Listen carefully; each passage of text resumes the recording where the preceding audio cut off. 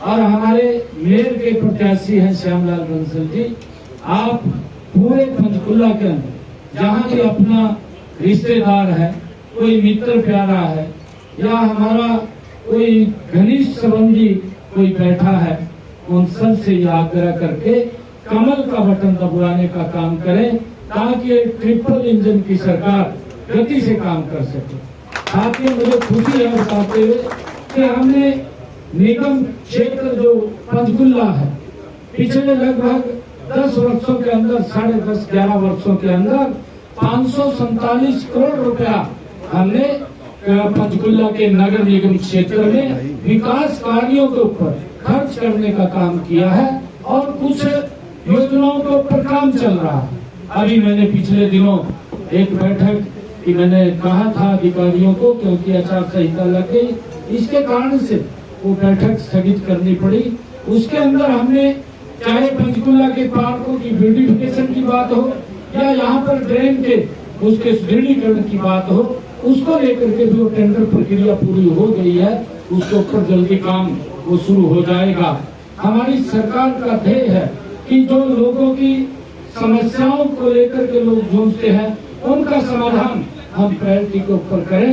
यह हमारी सरकार का दायित्व है। चाहे सड़कों की बात है, चाहे पीने के पानी के जल की कोई समस्या की बात है। हमने अभी अपने संकल्प पत्र के अंदर साथियों 21 संकल्प हमने लिए हैं, जहां हमारे नगर निगम के ये चुनाव हो रहे हैं। और मैं आप लोगों को विश्वास दिलाता हूँ, जितने संकल्प हमने यहाँ लिए हैं, एक एक संकल्प को पूरा करने का काम ये हमारी सरकार का है।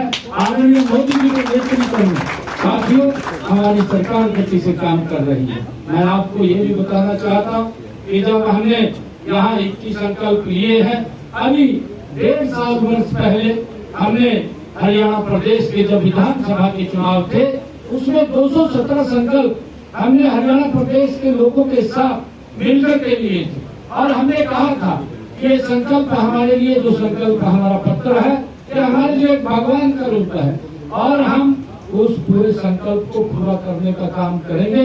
मुझे खुशी है 1.5 वर्षों के अंदर हमने बड़े महत्वपूर्ण जो संकल्प थे, वो 63 संकल्पों को हमने पूरा कर दिया है और 153 संकल्पों पर गति से काम चल रहा है।